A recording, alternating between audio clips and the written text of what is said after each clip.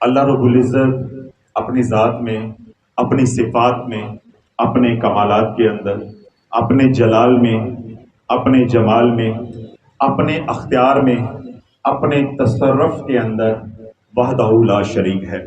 اللہ رب العزت جیسی اس کائنات میں کوئی ذات نہیں ہے، نہ ہی کسی کی ایسی صفات ہیں، نہ ہی ایسا کسی کا جلال ہے، نہ ہی ایسا کسی کا جمال ہے، اور نہ ہی ایسا کسی کا کمال ہے، نہ ہی ایسا کسی کا اختیار ہے، اور نہ ہی ایسا کسی کا تصرف ہے جیسا اللہ رب العزت کا کمال ہے، جلال ہے، جمال ہے، تصرف ہے، اختیار ہے، صفات ہے، یا اس کی اپنی ذات ہے۔ وہ اپنی ذات کے اندر بھی وحدہ لا شریک بے مثل و مثال ہے، اور اپنی صفات کے اندر بھی وحدہ لا شریک ہے اور بے مثل و مثال ہے۔ اللہ رب العزت کی ذات کے بارے میں یہ کہنا کہ میں اللہ کو سمجھ گیا، میں اللہ کو سمجھ گیا، یہ سب سے بڑا کفر ہے، اور کہنے والا سب سے بڑا کذاب ہے، یعنی جھوٹا ہے۔ جو سمجھ میں آ جائے وہ خدا نہیں ہے، وہ ہمارا اللہ نہیں ہے۔ جس کو چھو لیں وہ ہمارا اللہ نہیں ہے۔ جس کے علم کا یا جس کی ذات کا ہمارا علم احاطہ کر لے وہ میرا اللہ نہیں ہے۔ وہ جھوٹا معبود تو ہو سکتا ہے، معبود برحق جس کو ہم اللہ کہہ کے پکارتے ہیں وہ نہیں ہو سکتا۔ تو اللہ والو جس طرح اللہ اپنی ذات میں بلند ہے، ایسے وہ اپنی صفات کے اندر بھی بلند ہے۔ اور اللہ رب العزت کی ذات کا یہ کمال ہے کہ جس کو وہ اپنا بنا لیتا ہے، قبول کر لیتا ہے، پھر اس کو بھی بلند کر دیتا ہے، ذات کے اندر بھی اور صفات کے اندر بھی۔ یہ اللہ رب العزت کی شان ہے، یہ اکرم الاکرمین کی یہ عطا ہے۔ اللہ یجتبی الیہ من یشاء، وہ جس کو چن لیتا ہے پھر اپنا بنا لیتا ہے، جس کو چن لیتا ہے اس کو اپنا بنا لیتا ہے۔ تو جو چناؤ کے اندر اللہ نے کمال کر دیا، کمال کر دیا، جو ذات چنی گئی، منتخب کی گئی، وہ ذات ہے حضور علیہ الصلوۃ والسلام کی۔ اب رب کیا فرماتا ہے؟ اللہ یجتبی الیہ من یشاء، اللہ جسے چن لیتا ہے اس کو قریب کر لیتا ہے، اس کو کیا اپنا عطا فرماتا ہے؟ قرب۔ اللہ نے اپنے محبوب علیہ الصلوۃ والسلام کو وہ قرب عطا فرمایا کہ قرب عطا کرنے کی یا محبت کرنے کی حد کر دی۔ ایسا قرب عطا اللہ رب العزت نے اپنے محبوب علیہ الصلوۃ والسلام کو عطا کیا کہ مقام محبوبیت پہ پہنچا دیا یا مقام محبوبیت عطا کر دیا۔ اب یہاں ذرا توجہ رکھیے گا، بات ذرا نقطہ جو ہے حساس میں عرض کرنا چاہ رہا ہوں۔ اب جو قرب یا نزدیکی تعلق اللہ اس کے رسول یا اللہ اس کے محبوب علیہ الصلوۃ والسلام کا ہے، وہ کائنات میں کسی اور کا ہے نہیں۔ اب یہاں سے بات سننی، میں کیا کہنا چاہ رہا ہوں؟ اللہ تعالیٰ جب رشتوں کے اندر قرب بڑھتا جاتا ہے، رشتوں کے اندر کیا ہوتا ہے؟ قرب، نزدیکی بڑھتی جاتی ہے، حساسیت بھی اتنی بڑھتی جاتی ہے۔ توجہ ہے کہ میں نے یہ بات کہی ہے کہ جب رشتوں کے اندر قرب بڑھتا جاتا ہے، نزدیکی بڑھتی جاتی ہے، محبت بڑھتی جاتی ہے، پھر حساسیت بھی اتنی بڑھتی جاتی ہے۔ اب میں اس کو تھوڑا سا آسان کر کے آپ حضرات کو سمجھانے کی کوشش کرتا ہوں۔ ایک خاتون سڑک پہ جا رہی ہے، آپ کا اس کے ساتھ کوئی تعلق نہیں ہے، اس کے ساتھ کوئی تعلق نہیں ہے، اس کا مطلب ہے قرب نہیں ہے۔ ایک خاتون ہے، ایک بچی ہے، ایک عورت ہے، وہ جا رہی ہے، اس کو کوئی چھیڑخانی کرتا ہے، آپ کو برا ضرور لگے گا اگر ضمیر زندہ ہے کہ اس کو ایک عورت ہے کیوں اس کے اوپر انگلیاں اٹھائی جا رہی ہیں یا فکرے کسے جا رہے ہیں یا اس کو چھیڑا جا رہا ہے، برا ضرور آپ کو لگے گا۔ لیکن کیا وہ تکلیف آپ کو ہوگی کہ اگر کوئی آپ کی بیٹی کو چھیڑے؟ وہ تکلیف ہوگی؟ نہیں ہوگی۔ کیوں؟ جو بیٹی اپنی ماں، بیوی کے ساتھ یا بہن کے ساتھ، ان چاروں میں کسی کے ساتھ کوئی جو قرب ہے وہ اس عورت کے ساتھ نہیں ہے۔ تو بے نہیں اللہ تعالیٰ جب قرب بڑھتا جاتا ہے تو رشتوں کے اندر حساسیت بھی اتنی آتی جاتی۔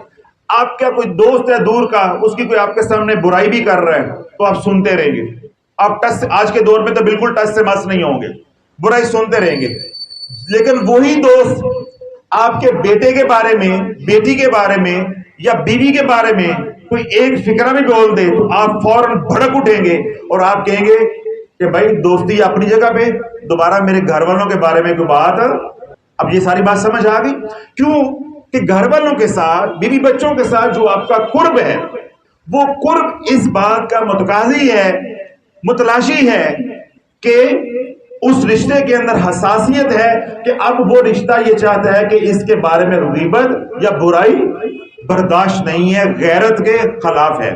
تو اللہ والو، ہمارے دنیا کے یہ رشتے ہیں جو قریب کے رشتے ہیں، ہم ان کے بارے میں ایک لفظ بھی سننے کے لیے تیار نہیں ہیں۔ جو اللہ کے محبوب علیہ الصلوۃ والسلام کا اپنے رب کے ساتھ تعلق ہے، یا رب کا محبوب علیہ الصلوۃ والسلام کے ساتھ تعلق ہے، تو رب کیسے توہین رسالت کو برداشت کر لے گا؟ اللہ کیسے توہین رسالت کو برداشت کر لے گا، یا نبی کی توہین کو برداشت کر لے گا، یا نبی کی بے توقیری کو برداشت کر لے گا؟ کوئی میرے بچوں کا یا آپ کے بچوں کے بارے میں کوئی برا کہ ان کی بے توقیری کرے تو کیا ہم برداشت کریں گے؟ اس کے ساتھ تعلق رکھیں گے؟ تو اللہ جب اللہ کے نبی کی بے توقیری کی جاتی ہے یا توہین کی جاتی ہے تو کیا اللہ تعلق رکھے گا؟ جہاں مخلوق کی غیرت کی انتہا ہوتی ہے، اللہ کی غیرت کی ابتدا ہوتی ہے، اللہ کی غیرت کی ابتدا ہوتی ہے۔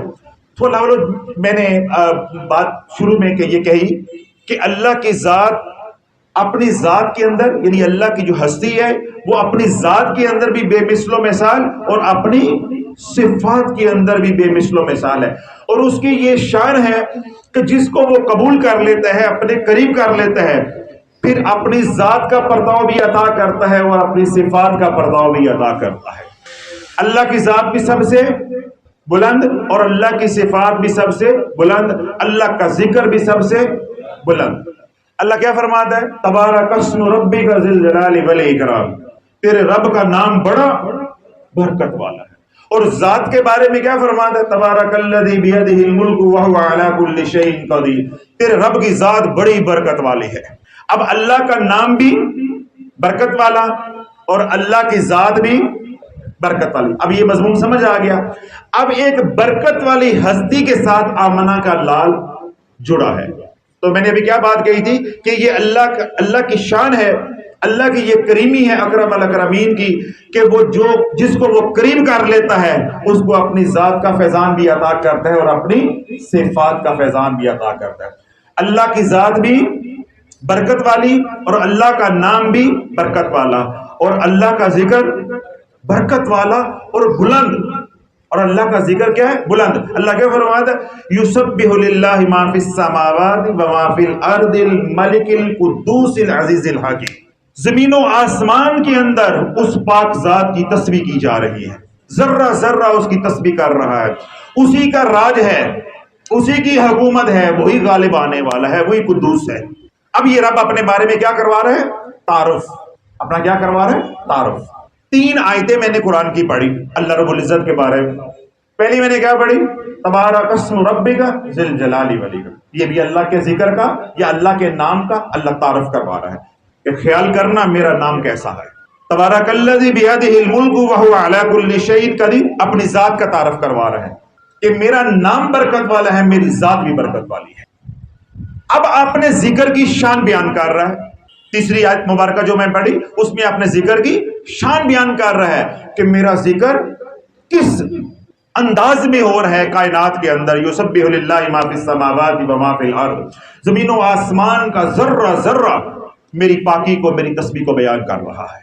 اب یہ 3 باتیں اللہ رب العزت کے بارے میں نے کہی، تو میں نے یہ شروع میں یہ کیا کہا تھا کہ جب اللہ کسی کو قبول کر لے گا، اللہ ذکر کا پرتاؤ بھی عطا کرے گا، اللہ ذات کا پرتاؤ بھی عطا کرے گا، اللہ اپنی ساری صفات کا جتنا چاہے گا اپنے شان وہ فیضان عطا کرے گا۔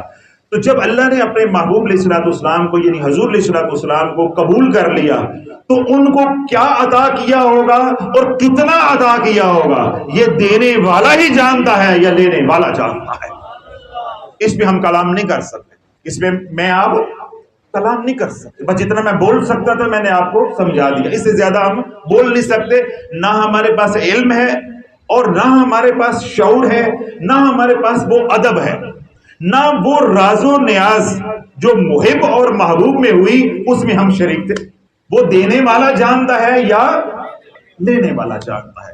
اب جتنا ہمیں اللہ نے بتا دیا قرآن میں یا اپنے محبوب علیہ الصلوۃ والسلام کی زبان نبوت کے ذریعے، وہ ہمارے اوپر اس پہ عمل کرنا، اس کو پڑھنا، پھر اس کو پہنچانا ہماری ذمہ داری ہے۔ رب نے اپنے ذکر کے بارے میں کیا فرمایا؟ ابھی میں نے قرآن پڑھا، یسبح للہ ما فی السماوات و ما فی، اللہ نے اپنے ذکر کی شان کو بیان کیا۔ تو جس رب نے اپنے محبوب کو یعنی حضور علیہ الصلوۃ والسلام کو اپنے قریب کیا، اپنا قرب ادا کیا، تو پھر کیسا فیضان سے فیض یاب کیا کہ رب نے عرشوں سے آواز دی، وَرَفَعْنَا لَكَ ذِكْرَكَ وَرَفَعْنَا لَكَ ذِكْرَكَ۔ سونیا میرا ذکر صرف بلند نہیں ہے، جو میرے نال لگ جائے وہ بلند کرتا ہوں۔ صرف میں اپنے ذات کا ذکر بلند نہیں رکھوں گا، جو میرے قرب میں آ جائے گا میں اس کو بھی بلندیاں عطا کر دوں گا۔ اللہ والو، جو ہم کھا رہے ہوں کسی کو وہی کھلا سکتے ہیں نا، کچھ پی رہے ہوں کوئی اوپر سے آ جائے تو اس کو وہی پلائیں گے، تو وہ بلندیوں والا ہے، جو اس کے قریب ہو جائے گا اس کو بلندی ہی عطا کرے گا۔ ابلیس پستیوں والا ہے، جو اس کے قریب ہو جائے گا اس کو پستیاں ہی ملیں گی، اس کو ذلتیں ہی ملیں گی۔ وہ معز بھی ہے، عزیز بھی ہے، جو اس کے قریب ہو جائے گا وہ اس کو بھی غالب کرنے والا بنا دے گا، جو اس کے قریب ہو جائے گا اس کو بھی معز کی خیرات عطا فرمائے گا، اس کو بھی عزت والا بنا دے گا۔ تو اللہ نے کیا عزت دی اپنے محبوب علیہ الصلوۃ والسلام کو، کیا اکرام کیا کہ رب نے عرشوں سے آواز دی، وَرَفَعْنَا لَكَ ذِكْرَكَ، ہم نے تیرے بھی ذکر کو بلند کر دیا۔ اب یہاں سے اصل بات شروع ہوتی ہے، ہم نے آپ کے ذکر کو کیا کیا ہے؟ بلند کر دیا۔ اب اللہ والو، اگر آپ جاگ رہے ہیں تو سوال صرف دو چار باتیں آپ سے کرنا چاہتا ہوں۔ سوال یہ پیدا ہونا چاہیے کتنا بلند کیتا ہے۔ بات تو مزے کی یہاں آتا ہے بھئی کتنا بلند کیا ہے، کتنا بلند کیا ہے۔ تو اللہ والو، حضور علیہ الصلوۃ والسلام کی جو ذکر کی شان ہے یا اس کی بلندی، اس کا ادراک حاصل کرنا ہو تو پھر قرآن پڑھو، ان اللہ و ملائکتہ یصلون علی النبی۔ بایزید بستامی رحمت اللہ علیہ، حضرت جنید بغدادی رحمت اللہ علیہ جو تصوف کے امام ہیں، اولیاء کے سردار ہیں، دونوں یہ بزرگان ہستیاں، دونوں کا یہ قول ہے، دونوں یہ فرماتی ہیں کہ جب تم حضور علیہ الصلوۃ والسلام کے در پہ جاؤ یعنی روضہ رسول پہ جاؤ، بارگاہ رسالت میں تمہاری حاضری ہو، تو اپنی سانسوں کے اوپر بھی نگاہ رکھو، ذرا دل کے کانوں کے ساتھ سنیے گا کہ میرے حضور علیہ الصلوۃ والسلام کا کیا مقام ہے، اللہ نے کیا عزت دی ہے، کیا شان دی ہے۔ تو میں نے کیا بات کہی تھی کہ جب قربتیں بڑھ جاتی ہیں تو پھر رشتوں کے اندر حساسیت بھی اتنی بڑھ جاتی ہے۔ اب اللہ کے ساتھ جو قرب کا رشتہ ہے حضور علیہ الصلوۃ والسلام کا، کائنات میں کسی اور کو یہ قرب نصیب نہیں ہے، تو وہاں حساسیت کم ہوگی یا بڑھے گی؟ حساسیت بڑھے گی۔ اسی حساسیت کو مد نظر رکھتے ہوئے حضرت بایزید بستامی اور جنید بغدادی رحمۃ اللہ فرماتے کہ جب تم در اقدس پہ جاؤ، حضور علیہ الصلوۃ والسلام کے روضہ اقدس پہ جاؤ، بارگاہ رسالت میں جاؤ سلام پڑھنے کے لیے، نذرانہ درود پیش کرنے کے لیے، تو اپنی سانسوں کے اوپر نگاہ رکھنا، کہیں تیری بے ترتیب سانسیں تجھے بارگاہ رسالت سے محروم نہ کر دیں، فیضان سے محروم نہ کر دیں۔ تو اللہ والو، جس بارگاہ کا یہ مقام ہے یا جس بارگاہ کی یہ حساسیت ہے، اس کو اللہ کی بارگاہ میں کیا مقام حاصل ہوگا، کیا قرب حاصل ہوگا۔ تو یہ جو آیت مبارکہ ہے ان اللہ و ملائکتہ یصلون علی النبی، سورۃ احزاب کی، اللہ والو جب یہ ہمارے جیسے ٹکا ٹوکرا لوگ قرآن پڑھتے ہیں تو ہم تو ایسے یہ ٹیپ ریکارڈر کی طرح قرآن پڑھتے ہیں، لیکن جب یہ قرآن کوئی صاحب بصیرت پڑھے گا، ہم کون ہیں؟ صاحب بصارت۔ ہم کون ہیں؟ اکھاں لے، ہم بصارت والے ہیں، ہم بصیرت والے نہیں ہیں۔ یہ جو میں باتیں کر رہا ہوں ممبر پہ بیٹھ کے، یہ بصیرت والوں کی باتیں ہیں۔ بصارت والا تو دیکھ کے پڑھ لے گا، تو بصیرت والا دل کی آنکھ سے پڑھے گا، اللہ نے اس کو فہم دیا ہوگا۔ تو جب بصارت والا یعنی صاحب نظر آنکھوں والا قرآن پڑھے گا تو وہ کیا پڑھے گا؟ ان اللہ و ملائکتہ یصلون علی النبی، اس کو جتنا مرضی سنوار کے خوبصورت کر کے پڑھ لے گا، لیکن اسے یہ نہیں معلوم ہوگا میں پڑھ کے آ رہا ہوں، میں پڑھ کے آ رہا ہوں۔ اللہ والو جب یہ مومن یہ اس آیت مبارکہ کو پڑھے گا، کوئی اللہ کا ولی آپ کو یہ آیت مبارکہ سمجھائے گا یا ہمیں کو سمجھاتا ہے، تو اللہ والو اس کے اوپر لرزہ طاری ہو جائے گا، اس کے اوپر دو کیفیات آئیں گی، کبھی کوئی کیفیت کبھی کوئی کیفیت، کبھی یہ کیفیت کبھی وہ کیفیت۔ جب وہ پڑھے گا کہ وَرَفَعْنَا لَكَ ذِكْرَكَ، کہ ہم نے تیرے ذکر کو بلند کر دیا، تو فوراً اس کے قلب کے اوپر الہام ہوگا قلبی واردات ہوگی، اس کے دل میں یہ فوراً آئے گا ان اللہ و ملائکتہ یصلون علی النبی، کہ کیا شان ہے، کہ کتنا ذکر بلند کیا ہے، کہ جس ذات کا ذکر خود خدا کر رہا ہے اس کے ذکر کی کیا شان ہوگی، ذکر رسول کی کیا شان ہوگی۔ تو وہ خوشی سے جھوم اٹھے گا جیسے آپ لوگ جھوم رہے ہیں کہ جس کملی والے کے دین پہ ہم ایمان لے کر آئے ہیں، جس کے خدا کے وحدہ لا شریک ہونے کی ہم نے گواہی دی ہے اور جس کی رسالت اور نبوت کی ہم نے گواہی دی ہے۔ اب ہمیں کتنا وہ خوشی ہو رہی ہے کہ اللہ نے اپنے محبوب کو کیا مقام دیا ہے، جس نبی کا ہم نے کلمہ پڑھا ہے وہ کیسی شان والا ہے، ہمیں فخر ہو رہا ہے، ہمیں فخر ہو رہا ہے۔ حالانکہ ایک یہ پہلو ہے کہ انسان جب اس آیت کو کھولتا ہے، اس کی تفسیر میں جاتا ہے، اس کو سمجھنے کی کوشش کرتا ہے وَرَفَعْنَا لَكَ ذِكْرَكَ، تو اس آیت کو جو آیت دوسری آیت کھولنے کا ذریعہ بنتی ہے یا سمجھانے کا ذریعہ بنتی ہے وہ کون سی ہے؟ ان اللہ و ملائکتہ یصلون علی النبی، کہ اللہ نے ایسی بلندی عطا فرمائی، یعنی ذکر اتنا بلند کر دیا کہ خود اپنے محبوب کا ذکر کر رہا ہے۔ تو کیا حضور علیہ الصلوۃ والسلام کی جو بلندی ذکر ہے اس کا کوئی احاطہ کر سکتا ہے؟ اب یہ اس کا ایک پہلو ہے، اس آیت مبارکہ کا ان اللہ و ملائکتہ یصلون علی النبی، اس کا ایک پہلو ہے۔ جب صاحب بصیرت یہ قرآن پڑھے گا یا آیت مبارکہ پڑھے گا تو ایک کیفیت یہ آ سکتی ہے جو آپ حضرات کے اوپر آئی کہ آپ جھوم رہے ہیں کہ اللہ نے ذکر رسول کو کیا شان عطا فرمائی ہے۔ دوسری کیفیت جو ہمارے اوپر نہیں آتی یا ہمیں نصیب نہیں ہوتی یا ہمیں اس کا ادراک حاصل نہیں ہے، وہ یہ ہے کہ جس کا ذکر خود خدا کر رہا ہے، جس کا ذکر خود خدا کر رہا ہے، اس کے ذکر سے محرومی کتنی بڑی بدبختی ہوگی۔ یہ بات ہمیں نہیں آتی کیونکہ ہم کون سے ہیں؟ سامنے اکھاں والے، یہ آنکھ والے نہیں ہیں، کہ جس کا ذکر خود خدا کر رہا ہے اس ذکر کی کیا شان ہوگی۔ تو جو اس ذکر سے محروم ہے، یعنی ذکر رسول سے جو محروم ہے، وہ کتنا بڑا بدبخت ہوگا۔ اب ذکر کیا ہے؟ ذکر کیا ہے؟ عام عوام جو ہمارے طرح کے لوگ ہوتے ہیں، ہمارے ذہن میں یہ بات ہوتی ہے کہ ذکر کا مطلب ہے اللہ اللہ کرنا، یعنی جس طرح آپ حضرات آج ذکر کے لیے تشریف لے کر آئے، یہ بھی ذکر ہے۔ کلمہ پڑھنا یہ بھی ذکر ہے، تسبیح و تحلیل یہ بھی ذکر ہے، لا الہ الا اللہ کہنا یہ بھی ذکر ہے، سبحان اللہ کہنا یہ بھی ذکر ہے، الحمدللہ کہنا یہ بھی ذکر ہے، اللہ اکبر کبیرہ، اس طرح کی جو اور تسبیحات ہیں، تکبیرات ہیں، یہ سب کیا ہے؟ اللہ کا ذکر۔ تو نماز کیا ہے؟ اللہ کا ذکر۔ قرآن کیا ہے؟ اللہ کا ذکر۔ اللہ والو، حضور علیہ الصلوۃ والسلام کا جو ذکر ہے وہ صرف یہ نہیں ہے کہ درود و سلام پڑھنا۔ ایک شخص ہے وہ روزانہ 2000 مرتبہ، 3000 مرتبہ، 500 مرتبہ، 100 مرتبہ درود پڑھ رہا ہے، تو صرف یہ اس کا مطلب یہ نہیں ہے کہ یہ ذکر کر رہا ہے، یا حضور کا ذکر صرف درود پڑھنا ہی حضور علیہ الصلوۃ والسلام کا ذکر ہے۔ میں بول رہا ہوں، میں حضور کی سیرت اور صورت کو بیان کر رہا ہوں، یہی میرے حضور کا ذکر ہے۔ آپ سن رہے ہیں، یہ بھی میرے حضور علیہ الصلوۃ والسلام کا ذکر ہے۔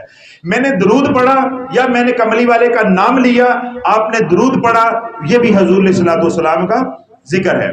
حضور علیہ الصلوۃ والسلام کو سوچنا، اپنے تصور میں، اپنے خیالوں میں محبت کرنا، یہ بھی میرے حضور کا ذکر ہے، یہ بھی میرے حضور کا ذکر ہے۔ پھر حضور علیہ الصلوۃ والسلام کی مبارک سنتوں پہ چلنا، یہ بھی حضور علیہ الصلوۃ والسلام کا ذکر ہے۔ تو اللہ بولو، ذکر صرف یہ نہیں ہے کہ درود پاک پڑھ لیا۔ ایک شخص درود پاک پڑھ رہا ہے، حضور علیہ الصلوۃ والسلام کے بارے میں کچھ کتاب ہے سیرت النبی کی، وہ پڑھ رہا ہے، کوئی محفل ہے اس میں شریک ہے یا محفل میں بیان کر رہا ہے، خطاب کر رہا ہے، اسی طرح حضور علیہ الصلوۃ والسلام کی سنتوں کو دیکھ دیکھ کے غلامی رسول والی زندگی گزار رہا ہے، تو اللہ بولو یہ سارے کا سارا کیا ہے؟ ذکر ہے۔ تو ابھی میں نے پہلے کیا بات کہی تھی کہ جس کے ذکر کی یہ شان ہے کہ باعث بستامی اور جنید بغدادی جیسی ہستیاں یہ کہتی ہیں کہ جب ان کی بارگاہ میں جاؤ تو اپنے سانسوں کی ترتیب کو بھی ٹھیک رکھو، تمہارے سانس بھی اوپر نیچے ہوئے، ان کی آواز نکلی بے ترتیبی کی وجہ سے، تو کہیں تمہارے اعمال ضائع نہ ہو جائے، کہیں تمہارے اعمال ضائع نہ ہو۔ تو جس کے ذکر کی یہ شان ہے، اگر توفیق مل جائے تو کیا کمال حاصل ہوگا، اگر محرومی ہو تو کیا بدبختی ہوگی، کیا بدبختی ہوگی۔ تو بدبختی، میں دوبارہ بات کو دہرا رہا ہوں کہ بدبختی صرف یہ نہیں ہے کہ میں درود نہ پڑھ سکتا، بدبختی یہ بھی ہے کہ جہاں حضور کا ذکر ہو سکا تھا میں جا نہ سکا، جہاں کملی والے کا ذکر ہو رہا تھا میں جا نہ سکا، جہاں کملی والے کا ذکر ہو رہا تھا میں سن نہ سکا، تو جو میں زندگی گزار رہا تھا میں نبی کی سنتوں پہ عمل کر نہ سکا. یہ سارا بدبختی کے اندر ہے. کیوں؟ یہ سارے کا سارا ذکر رسول علیہ الصلوۃ والسلام ہے. سنت پہ چلنا بھی ذکر، حضور کو تصور میں محبت کرنا وہ بھی حضور کا ذکر، وہ بھی حضور کا ذکر، درود و سلام پڑھنا وہ بھی ذکر، کوئی کتاب لکھتا ہے وہ بھی ذکر، کوئی کتاب آگے پہنچاتا ہے تو وہ بھی ذکر، کوئی کتاب پڑھ کے سناتا ہے تو وہ بھی ذکر، کوئی کتاب کو سنتا ہے تو وہ بھی ذکر. جا کر اللہ والے. تو اگر حضور علیہ الصلوۃ والسلام کے ذکر کی توفیق مل گئی تو اللہ والو اس سے بڑی کوئی عطا نہیں ہے. اگر حضور علیہ الصلوۃ والسلام کے ذکر سے محروم ہو گئے تو اس سے بڑی کوئی بدبختی نہیں. میں اب آپ کو دلیل دیتا ہوں. آپ حضرات میں سے کسی کو میں گمان کر رہا ہوں کہ سانپ نے کاٹا نہیں ہوگا، لیکن ہم سب کے دلوں میں ذہنوں میں سانپ کا خوف ہے. کیوں خوف ہے؟ ہم نے سنا ہے کہ سانپ ڈس جائے تو کچھ بھی ہو سکتا ہے، انسان مر بھی سکتا ہے. ہم نے بچپن سے لے کے اب تک اتنا سنا کہ سانپ ڈس جائے، سانپ کاٹ جائے تو بندہ مر جاتا ہے، یوں ہو جاتا ہے، تکلیف ہوتی ہے وغیرہ وغیرہ. ہمارے دل میں کیا بیٹھ گیا؟ خوف. ذکر سانپ نے ہمارے دل میں کیا بٹھا دیا؟ خوف. حالانکہ ہم نے سانپ کو دیکھا نہیں ہے. بے نہیں. آپ میں سے میرے سے محبت کون کون کرتا ہے؟ ماشاءاللہ سارے کرتے ہیں. ابھی میں بتاتا ہوں کتنی محبت ہے. میں نے کہا کہ میرے سے محبت کون کون کرتا ہے. ماشاءاللہ آپ سب نے اظہار کیا، اللہ آپ کو اس کا اجر دے، قائم اور دائم رکھے. آپ نے ہاتھ بھی کھڑے کیے. ابھی میں عبدالصمد کو بلاتا ہوں. معلوم ہے نا عبدالصمد کا ادھا پاگل ہمارا جو خادم ہے، تو اس کو میں بلاتا ہوں اور اس کو میں ایک پلیٹ کے اندر 20 بسکٹ ڈال کے دیتا ہوں. کتنے؟ 20. اور میں عبدالصمد کو کہتا ہوں وہ جو اس طرف بیٹھے ہوئے نا تنویر کے ساتھ صاحب، وہاں سے شروع ہو جا تو پلیٹ لے کر تو آخر تک چل. اور ادھر سے میں بولتا ہوں کہ ان 20 بسکٹ کے اندر ایک زہر والا ہے. 20 کے اندر کتنے زہر والے ہیں؟ ایک. 19 ٹھیک ہے، میں ضمانت دیتا ہوں، میں میرے رسول پہ بیٹھا ہوں. 19 ٹھیک ہے، ایک زہر والا ہے. انشاءاللہ ابھی محبت چیک ہو جاتی ہے. اب میں کہوں گا تنویر صاحب کھاؤ، آپ کہیں گے نہیں حضرت صاحب محبت اپنی جگہ دے، چھوٹے چھوٹے بچے اپنی جگہ دے. او بھائی 19 ٹھیک ہیں، 19 تو ٹھیک ہے، زہر والا ایک ہے. حضرت صاحب ابھی جو ہو سکتا ہے وہ میرے ہی سے ہی آ جائے. اب عبدالصمد یہاں سے پلیٹ پکڑے گا، انشاءاللہ پوری کی پوری بما 20 بسکٹ اور خالی پیکٹ کے دروازے کے باہر خانقاہ سے چلے گا، کوئی کھانے والا نہیں ہوگا. حالانکہ میں کہہ رہا ہوں کہ بھائی 19 ٹھیک ہے، میں ضمانت دیتا ہوں، صرف ایک زہر والا ہے. لیکن آپ کہیں گے نہیں بھائی زہر والا نہیں ہے، ہم یہاں اللہ اللہ کرنے آتے ہیں، وظیفے لینے آتے ہیں، دم درود تویز دھاگا لینے کے لیے آتے ہیں. ہم تو حاضری لگوانے، بچے مروانے تھوڑے یا خود مرنے کے لیے آئے. اتنی محبت بھی نہیں ہے کہ جنی تھی سمجھ بیٹھے. وہ تو ہم نے آپ کا دل رکھنے کے لیے ہاتھ کھڑا کر دیا. اب عاشقی ساری کھل کے سامنے آ گئی، کھل گئی نا عاشقی. اللہ اب آپ میں سے کسی نے زہر کھایا کبھی؟ اللہ نہ کرے نہیں کھایا، لیکن آپ نے زہر کے بارے میں سنا ہے تو آپ کے دل میں خوف بیٹھا ہوا ہے. آپ کے دل میں خوف بیٹھا ہوا ہے. اللہ والو یہی ہمارے میں اور ولیوں میں فرق ہے. الا ان اولیاء اللہ لا خوف علیہم ولا هم يحزنون. یہی ہمارے میں اور ان میں فرق ہے. اب میں آپ کو اس کی بھی دلیل دیتا ہوں. حضرت خالد بن ولید رضی اللہ تعالیٰ عنہ، آپ حضرات کو معلوم ہے ہمارے موضوع سے بات ہٹ جائے گی، میں مختصر 2-4 فکروں میں عرض کرتا ہوں. حضرت خالد بن ولید رضی اللہ تعالیٰ عنہ، ان کا مختصر ترین تعارف بات بتانے سے یا نقطہ سمجھانے سے پہلے یہ ہے کہ جب تک وہ کافر رہے، حالت کفر میں رہے، انہوں نے کوئی جنگ نہیں ہاری. انہوں نے کوئی جنگ نہیں ہاری. اور احد کے اندر جو مسلمانوں کو نقصان پہنچا وہ بھی خالد بن ولید کے ذریعے پہنچا، کیونکہ ان کی جنگی حکمت عملی ایسی، وہ جرنیلی ایسے تھے. اور جب اللہ نے ان کو ایمان کی دولت سے سرفراز کر دیا تو جنگ پھر بھی کوئی نہیں ہاری. جنگ پھر یعنی حالت کفر میں بھی کوئی مارکا نہیں ہارے اور حالت ایمان میں بھی کوئی مارکا نہیں ہارے. یہ اللہ کی عطا ہے. اس لیے اللہ رب العزت نے ان کو سیف اللہ کا لقب عطا کیا. یعنی سیف کہتے ہیں تلوار کو، اور اللہ کی تلوار کا لقب جو ہے حضرت خالد بن ولید رضی اللہ عنہ. اب ساری زندگی ان کی تمنا رہی کہ میدان جنگ میں مارا جاؤں گا کفار کے خلاف. تو موت کہاں آئی؟ بستر کے اوپر. موت کہاں آئی ہے؟ بستر کے اوپر. سینکڑوں جنگیں لڑی ہیں ادھر سے بھی اور ادھر سے بھی، یعنی کفار کی طرف سے بھی اور اہل ایمان کی طرف سے بھی. جسم کا کوئی حصہ ایسا نہیں ہے جس پہ زخم نہ ہو، یعنی بدن زخموں سے چور و چور ہے، کوئی حصہ ایسا نہیں ہے، اور اندر ایک تڑپ ہے، خواہش ہے کہ میں میدان جنگ میں مارا جاؤں۔ تو اللہ نے موت کہاں دی؟ بستر پہ۔ تو اللہ والو، موت دینے والا پھر کون ہے؟ اللہ۔ اب یہ جب خوف اللہ دل تربیت ہوتی ہے بزرگان کی صحبت میں، تو ان کی تربیت کرنے والے تو حضور علیہ الصلوۃ والسلام تھے۔ دلوں سے جب خوف نکل گیا، اب محاذ پہ ہیں، تو یہودیوں نے کوبرا سانپ کا زہر شیشی میں نکالا ہوا تھا، اور وہ سانپ وہ جو زہر تھا اس کی شدت یہ تھی، اگر اس کو کوئی ایسے ہاتھ سے چھو بھی لے تو موت واقع ہو جائے، پینا تو بڑی آگے کی بات ہے۔ یہودیوں کا یہ تھا کہ اگر خالد بن ولید کو نقصان پہنچ جاتا ہے، ہم جنگ جیت جائیں گے، ہم جنگ جیت جائیں گے، کیونکہ جنگ میں کیا چلتی ہے؟ حکمت عملی۔ جرنیل جو ہے، جو اس کی حکمت عملی ہوگی، جو مجاہدین پیچھے ہوں گے ہمارے جیسے لڑنے والے، انہوں نے تو آرڈر پہ چلنا نا، حکم پہ چلنا، جیسا حکم ہوگا، جیسی جنگی چال ہوگی، انہوں نے تو ویسے چلنا ہوگا۔ تو ان کا یقین یہ تھا کہ خالد بن ولید کی وجہ سے مسلمان جیتتے ہیں۔ اس کی وجہ سے جیتتے ہیں، اور خالد بن ولید کا یقین تھا کہ ہم اللہ کے حکم کی وجہ سے جیتتے ہیں، اللہ کے امر کی وجہ سے جیتتے ہیں۔ خالد کون ہوتا ہے؟ جنگ جتوانے والا۔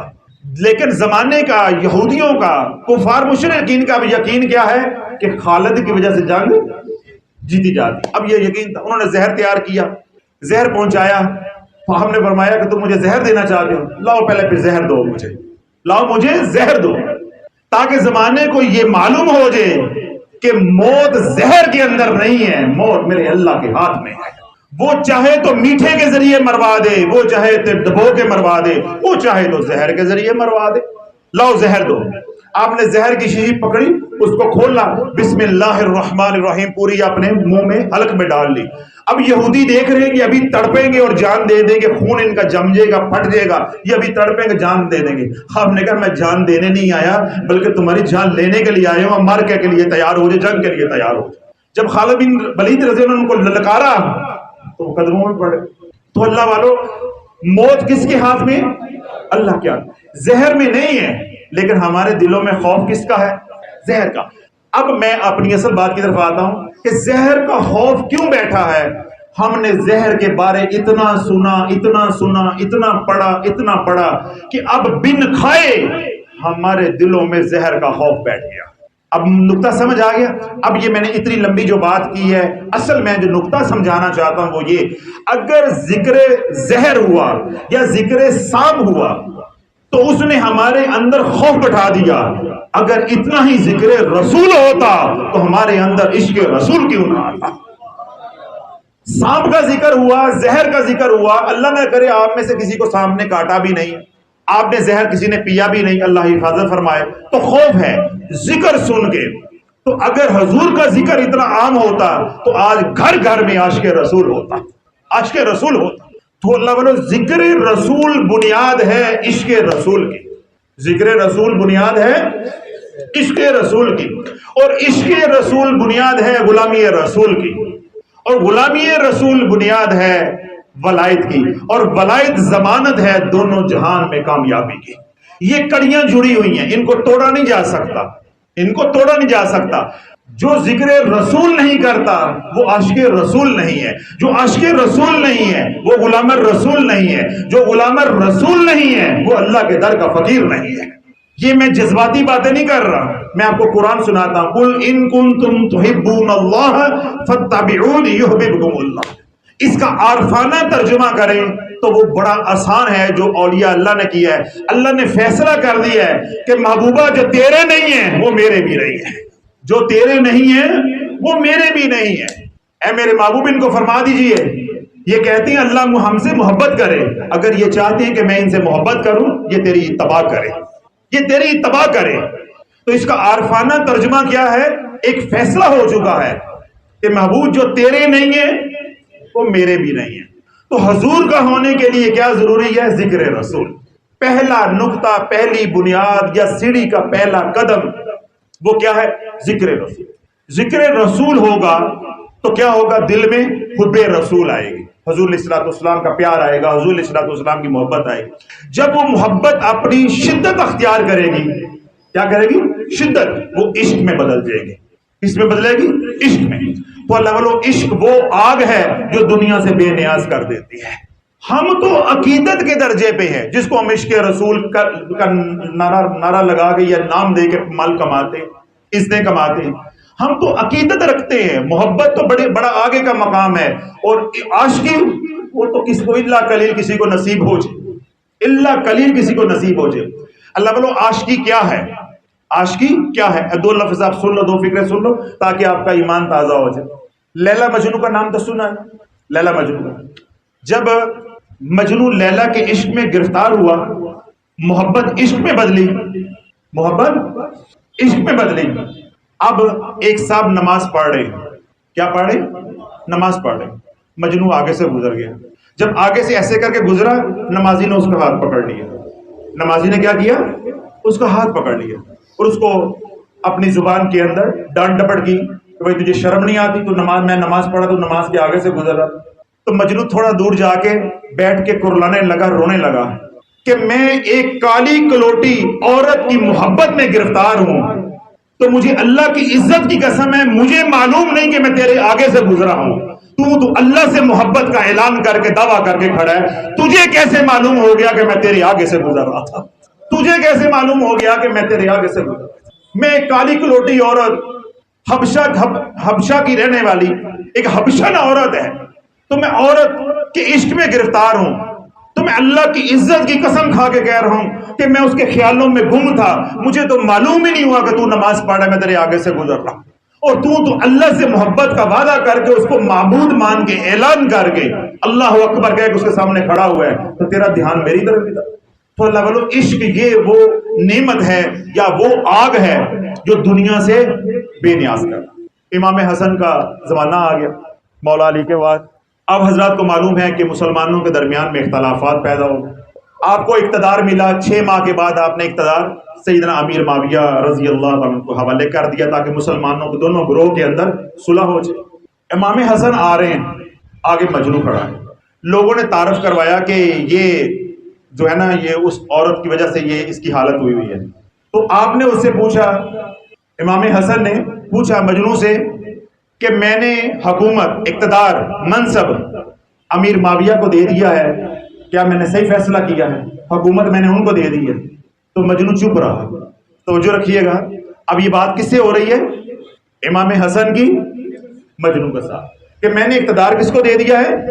سیدنا امیر معاویہ کو. تو کیا میں نے صحیح فیصلہ کیا ہے؟ وہ سن کے چپ رہا. جب امام حسن نے دوبارہ کہا کہ میں نے اقتدار جو ہے، منصب، وہ امیر معاویہ کو دے دیا ہے، کیا یہ صحیح ہے؟ تو مجنو کہنے لگا کہ مولا اگر میرے سے پوچھتے ہیں تو اقتدار اگر دینا تھا تو لیلا کو دیتے. اقتدار اگر دینا ہی تھا میرے کہنے پہ، میرے سے پوچھ کے، اب دینے کے بعد مجھ سے پوچھ رہے ہیں، دینے سے پہلے میرے سے مشورہ کرتے تو میں آپ کو مشورہ دیتا کہ اقتدار تو لیلا کو جچتا ہے، اقتدار لیلا کو جچتا ہے. تو اللہ والو عشق وہ آگ ہے جو زمانے سے بے نیاز کر دیتی ہے. ایک عورت سے محبت ہے تو اس کو ہوش و حواس نہیں ہے، وہ کہتا ہے اقتدار بھی ہو تو لیلا کے پاس ہو، جو نعمت بھی ہو تو لیلا کے پاس ہو. پھر جس کے ساتھ محبت ہوگی، جو محب ہوگا، محبوب ہوگا، اس کی ہر بات کے اندر اس کو سرور ہوگا، اس کی ڈانٹ کے اندر بھی اور اس کی عطا کے اندر بھی سرور ہوگا. لیلا بیمار ہو گئی، لیلا بیمار ہو گئی، بیماری لمبی ہوئی، موت کے منہ میں جانے لگی، اللہ نے نئی زندگی دے دی. جب صحت ملی تو لیلا نے خیرات کی، لیلا نے خیرات کی. اب اس کا عاشق مجنو بھی اس خیرات لینے کے لیے قطار میں لگا ہوا ہے، پیالہ پکڑ کے کہ مجھے بھی خیرات دو. اب لیلا جو ہے، جو لنگر پکا ہوا ہے، جو خیرات ہے، وہ لوگوں میں کھانا تقسیم کر رہی ہے. لوگ آ رہے ہیں، لیتے جا رہے. اب کس کی باری آ گئی؟ مجنو کی. مجنو نے پیالہ جب آگے کیا اور ایسے آنکھیں ملائیں تو لیلا نے پہچان لیا کہ یہ وہی ہے جو گلی گلی میں مجھے ذلیل کر رہا ہے، میرے سے عشق کا، میرے سے محبت کا دعویٰ کر کے مجھے ذلیل کر رہا ہے، یہ وہی ہے. تو لیلا ایک دم غصے میں آئی، اس نے پیالہ پکڑا، دیوار پہ دے مارا کہ بدبخت یہاں بھی، میرے گھر میں بھی آ کے مجھے ذلیل کر رہا ہے، سارے زمانے میں تو نے مجھے ذلیل کر دیا ہے، کہیں کا چھوڑا نہیں ہے کہ یہ میری محبوبہ ہے، یہ میری معشوقہ ہے، آج یہاں بھی آ گیا ہے. تو پیالہ کہاں دے مارا؟ دیوار پہ. پیالہ ٹوٹ گیا. اب مجنو ناچ رہا. مجنو ناچ رہا ہے۔ اللہ والو آج ایک دن دکان پہ گاہک نہ آئے ہمارا منہ اتر جاتا ہے، پیسے کم ہو جائے منہ اتر جاتا ہے، ٹرانسفر ہو جائے منہ اتر جاتا ہے۔ جس سے وہ محبت کر رہا ہے اس نے اس کا پیالہ ہی توڑ دیا ہے، وہ خوشی سے جھوم رہا ہے، ناچ رہا ہے۔ تو لوگوں نے جب تانا دیا یار بیلیوں نے کہ بھائی ہمیں تو جو ہے وہ لنگر ملا ہے، تو تمہیں کیا ملا؟ تیرا تو پیالہ بھی ٹوٹ گیا ہے۔ اس نے کہا پیالہ توڑا بھی تو اسی کے ساتھ جاتا نا جس کے ساتھ رشتہ جوڑا ہو، تو میرا رشتہ اس کے ساتھ تھا، کوئی محبت کا رشتہ تھا، تو آج اس نے نفرت کا اظہار کیا ہے۔ تو جہاں محبت ہو تو کبھی وہاں نفرت کا بھی اظہار ہو جاتا ہے، اکتاہٹ کا بھی اظہار ہو جاتا ہے۔ بتاؤ اتنے مجمع کے اندر کسی نے لیلا سے کلام کیا ہے؟ میں ہی ہوں تو جس سے لیلا نے کلام کیا ہے۔ تم اتنے لنگر لینے کے لیے گئے ہو، پیالے لے کر قطار میں لگے رہے ہو، تمہارے کسی کے ساتھ لیلا نے کلام کیا ہے؟ اس نے جیسا بھی کلام کیا ہے، کیا تو میرے ساتھ ہے، کیا تو میرے ساتھ ہے، اگر میرے سے کوئی تعلق تھا تو اس نے ناراضگی کا اظہار کیا ہے۔ تو اللہ والو اب یہ کیا ہے کہ معشوقہ محبوبہ جس حال میں بھی رکھ رہی ہے اس حال میں بھی مجنون راضی ہے۔ تو اللہ والو کیا یہ ہمارا طرز عمل ہے؟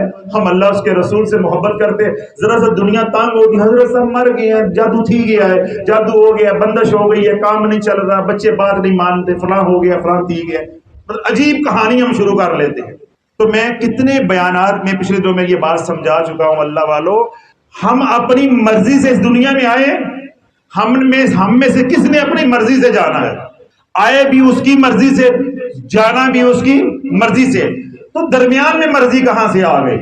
درمیان میں بیٹے مرضی کہاں سے آ گئی؟ اللہ والو ادھر عرضی ہے ادھر مرضی ہے، ادھر کیا ہے؟ عرضی ہے۔ بس عرض کرتے رہو، ہم بھی اللہ کی بارگاہ میں عرض کرتے ہیں، آپ بھی کرو، اپنے والدین کو بھی کہو، اپنے اساتذہ کو بھی کہو، کوئی اور شخص آپ کو ملتا ہے معتبر جس پہ آپ کا دل ٹھہرتا ہے اس کو بھی دعا کے لیے کہو، وہ بھی عرض کرے آپ کے حق میں۔ عرضی ہے، مرضی کس کی ہے؟ عرش والے کی۔ عرضی کس کی ہے؟ فرش والے کی۔ اب یہ بات یاد رہے گی، عرضی کس کی چلے گی؟ فرش والے کی، اور مرضی کس کی چلے گی؟ وَإِلَى اللَّهِ عَاقِبَةُ الْأُمُورِ، تمہارے تمام کاموں کا انجام میرے ہاتھ میں ہے، تم جو مرضی کر لو، تمہیں کامیابی نظر بھی آتی ہوگی، اگر میں نہیں چاہوں گا تو کامیابی نہیں ہو سکتی۔ امور کہتے ہیں کاموں کو، عاقبت کہتے ہیں انجام کو، تمہارے تمام کاموں کا انجام وَإِلَى اللَّهِ میرے ہاتھ میں ہے، تم کوشش کر سکتے، تم کوشش کر سکتے ہو۔ تو اللہ والو اب جب دنیا کا ذکر ہوا تو ہمارے دل میں کس کی محبت آئی؟ ذکر کی۔ سانپ کا ذکر ہوا تو خوف کس کا آیا؟ زہر کا ذکر ہوا تو خوف کس کا آیا؟ زہر۔ تو اگر ذکر ہوتا آمنہ کے لال کا تو محبت کس کی آتی؟ آمنہ کے لال۔ اب آپ ایک حدیث پاک سنیں توجہ کے ساتھ۔ حضرت سیدنا ثوبان رضی اللہ تعالی عنہ رسول علیہ الصلوۃ والسلام کے بڑے پیارے غلام ہیں، عاشق رسول ہیں۔ اللہ کے نبی علیہ الصلوۃ والسلام دل کے کانوں کے ساتھ یہ بات سنیے گا ربیع الاول میں کہ تیرے میرے لیے رو رہے ہیں۔ 14.5 صدیاں پہلے، آج سے 1450 سال پیچھے، تیرا لجپال تیرے لیے رو رہا ہے، میرے لیے رو رہا ہے۔ رات کا آخری پہر ہے، حضرت سیدنا ثوبان رضی اللہ عنہ پیچھے بیٹھے ہیں، حضور علیہ الصلوۃ والسلام اللہ سے راز و نیاز کر رہے ہیں اور رو رہے ہیں، کرلا رہے ہیں، اور آپ کے جو آنسو ہیں وہ ریش مبارک پہ گر رہے ہیں اور آپ کے سینہ اطہر پہ، سینہ مبارک پہ، چھاتی پہ گر رہے ہیں۔ سیدنا ثوبان تھوڑا سا آگے بڑھے، اللہ کے نبی علیہ الصلوۃ والسلام کی بارگاہ میں عرض کی، یا رسول اللہ کیوں روندے جاتے ہیں، کیوں آپ رو رہے ہیں، کیوں کرلا رہے ہیں؟ تو اللہ کے نبی علیہ الصلوۃ والسلام نے ارشاد فرمایا، میں ان کو یاد کر کے رو رہا ہوں جنہوں نے مجھے دیکھا بھی نہیں ہوگا لیکن میری محبت میں فدا ہو جائیں گے۔ اب کوئی بات رہ جاتی ہے، کوئی بیان رہ جاتا کرنے کا والا کہ اللہ کے نبی نے ہمارے ساتھ کتنی محبت کی ہے اور ہم نے ان کے ساتھ کیا وفا کی ہے۔ سبحان، میں ان کو یاد کر کے رو رہا ہوں جنہوں نے مجھے دیکھا بھی نہیں ہوگا، وہ علماء سے، مشائخ سے میری سیرت اور صورت کے بارے میں سنیں گے، ذکر رسول سنیں گے اور وہ میری محبت میں ایسے گرفتار ہو جائیں گے۔ سبحان، مجھے میرے اللہ کی عزت کی قسم ہے، اگر اللہ ان کو اختیار دے کہ اپنے بیوی بچے مال بیچ کے میری زیارت کر لیں، خدا کی عزت کی قسم کھا کے کہہ رہا ہوں وہ کر جائیں گے، وہ کر دیں گے، وہ اپنی بیوی بچے مال میری زیارت کے لیے قربان کر، یعنی وہ اس ذکر رسول کرتے کرتے عشق رسول کے اس مقام پہ پہنچ جائیں گے۔ نہ انہوں نے مجھے دیکھا ہوگا، نہ جبریل کو دیکھا ہوگا، نہ قرآن اترتے دیکھا ہوگا، نہ میرے معجزات کو دیکھا ہوگا، نہ میرے صحابہ کو دیکھا ہوگا، صرف وہ وقت کے علماء مشائخ سے میرا ذکر سنیں گے، میرے عشق میں گرفتار ہو جائیں گے، میں ان کو یاد کر کے رو رہا ہوں۔ تو اللہ والو ذکر رسول کس کی بنیاد ہے؟ عشق رسول کی۔ تو عشق رسول کس کی بنیاد ہے؟ غلامی رسول کی۔ اور غلامی رسول کس کی بنیاد ہے؟ ولایت کی۔ تو جو عاشق رسول نہیں، ذکر رسول نہیں کرتا، ذاکر نہیں ہے، وہ عاشق رسول نہیں ہے۔ جو عاشق رسول نہیں ہے وہ غلام الرسول نہیں ہے۔ جو غلام الرسول نہیں ہے وہ اللہ کے در کا فقیر نہیں ہے، وہ ہادی نہیں ہے، وہ مرشد نہیں ہے، اس کے در سے کچھ نہیں مل سکتا۔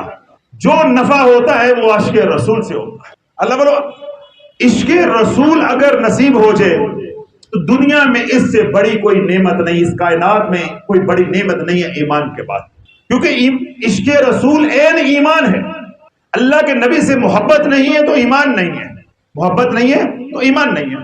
آج سے پہلے کموں پیش 100 سال پہلے، یعنی 100 سال یا 90 سال پرانی بات ہے، ابھی میں نے یہ بات کہی کہ جہاں قربتیں بڑھتی جاتی ہیں وہاں حساسیت بڑھتی جاتی ہے، کہ انسان چھوٹی سی بات بھی، تھوڑی سی بات بھی برداشت نہیں کرتا۔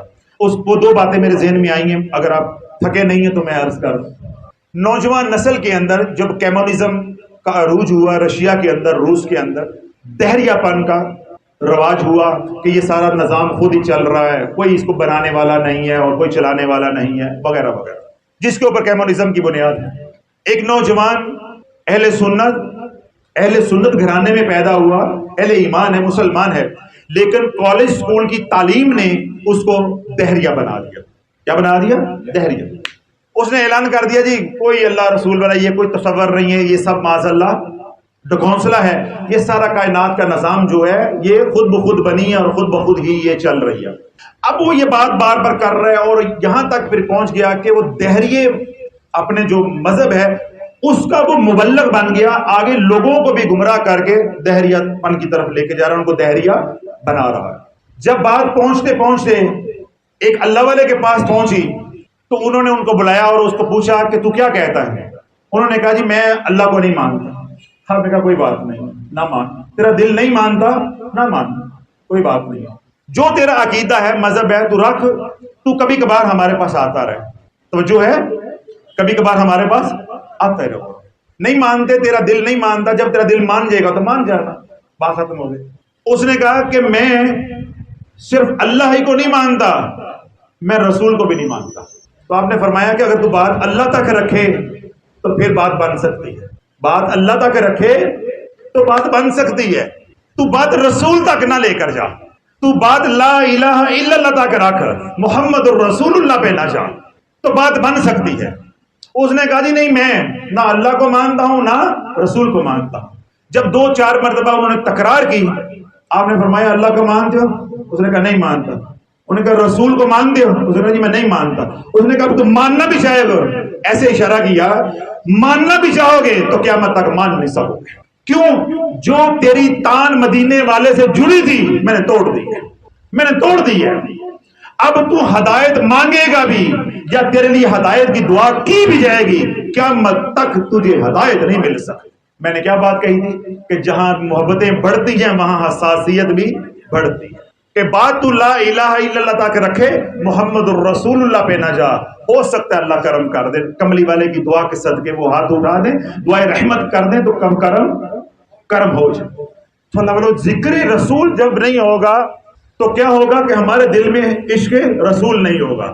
جب عشق رسول نہیں ہوگا تو پھر اللہ والو ہمیں کوئی ہانگ کے ادھر لے جائے، کوئی ہانگ کے ہمیں ادھر لے جائے۔ تو اللہ رب العزت نے اپنے محبوب علیہ الصلوۃ والسلام کے ذکر کو کیا شان بخشی ہے؟ ان اللہ و ملائکتہ یصلون علی النبی، کہ اللہ خود اپنے محبوب علیہ الصلوۃ والسلام کا ذکر کر رہے ہیں، اس کے ملائکہ، اس کے فرشتے ذکر کر رہے ہیں۔ پھر اللہ ہمیں حکم دیتا ہے یا ایھا الذین آمنوا صلوا علیہ وسلموا تسلیما، صلی و بارک علی سیدنا و مولانا، کہ اللہ ایمان والوں کو بھی حکم دے رہا ہے کہ تم ذکر کرو، یعنی ذکر رسول کرو۔ اب یہاں اللہ والوں ایک اشکال پیدا ہوتا ہے کہ اللہ فرماتا ہے وما ارسلناک الا رحمتا للعالمین، ہم نے آپ کو تمام جہانوں کے لیے رحمت بنا کے بھیجا ہے۔ تو جو خود سراپا رحمت ہے اس کے لیے درود پڑھنے کی کیا حاجت ہے، یا درود السلام پڑھنے کی کیا حاجت ہے، یا دعائے رحمت کرنے کی کیا حاجت ہے؟ آج لوگوں کو اس بات پہ بھی گمراہ کیا جا رہا ہے کہ بھائی ہم تو خود نبی کی رحمت کے محتاج ہیں، تو نبی معاذ اللہ ہمارے درود کا محتاج کیسے ہو گیا؟ بس زندگی میں ایک بار یہ آیت پڑھی ان اللہ و ملائکتہ یصلون علی النبی، تو آپ کے اوپر درود واجب ہو گیا، بس ایک بار آپ نے پڑھ لیا، اس آیت کے اوپر عمل ہو گیا، اس کے بعد درود پڑھنے کا حکم ہی نہیں ہے، درود پڑھنے کا حکم ہی نہیں ہے۔ اب رب فرما رہا ہے یا ایھا الذین آمنوا صلوا علیہ وسلموا تسلیما، ایک کثرت کرو۔ اور ہمیں درس کیا دیا جا رہا ہے کہ اس آیت کا مطلب ہے کہ ایک مرتبہ زندگی میں پڑھنا اور پڑھ لیا۔ اللہ کا نبی تو سراپا رحمت ہے اور تمام عالمین کے لیے رحمت ہے، تو ان کو ہماری طرف سے دعائے رحمت کی کیا ضرورت ہے؟ تو اللہ والو، درود تو بہانہ ہے، درود تو کیا ہے؟ بہانہ ہے۔ اصل میں اس امت کو بخشنا جو ہے وہ نشانہ ہے کہ درود ہم نبی پہ پڑھیں گے سمرتے خود جائیں گے۔ اور ہم درود کیا پڑھتے ہیں؟ ہم درود کیا پڑھتے ہیں؟ اللہم صلی علی محمد، اللہم صلی علی محمد، اے اللہ اپنے نبی کے اوپر رحمت نازل فرما۔ ہم تو کچھ کرتے ہی نہیں ہیں، ہم تو اللہ کے سامنے ہاتھ اٹھاتے ہیں کہ اللہ ہم تو تیرے نبی کے لیے مانگیں تو کیا مانگیں، ہمیں تو مانگنا بھی نہیں آتا، دعائے رحمت کریں تو کیا کریں، ہمیں تو کرنی بھی نہیں آتی۔ تو اپنے شان رحمت نازل فرما، تو کر جو کرنا ہے۔ اللہ نے درود کا جو مفہوم ہے اس کو سمجھو۔ اس لیے درود پاک یا ذکر رسول علیہ الصلوۃ والسلام واحد عبادت ہے یا واحد عمل ہے جو قبول ہی قبول ہے، چاہے ریاکاری کے ساتھ پڑھا جائے، چاہے لیٹ کے پڑھا جائے، چاہے وضو کے ساتھ پڑھا جائے، جس حال میں بھی پڑھا جائے، یہ قبول ہی قبول ہے۔ کیوں؟ اس عمل کے اندر میں نہیں ہے۔ باقی جتنی بھی آپ عبادات کرتے ہیں، اب یہاں تک کہ نماز کتنا بڑا حکم ہے، سب سے بڑا حکم ہماری شریعت کا کیا ہے؟ نماز۔ تو نماز میں آپ کیا کرتے ہیں؟ میں نیت کرتا ہوں۔ ڈاکٹر منشا صاحب توجہ ہے، میں کیا کرتا ہوں؟ میں نیت کرتا ہوں 2 رکعت نماز فجر۔ اگر نیت نہیں کریں گے نماز ہو جائے گی؟ تو نیت کون کرے گا؟ میں۔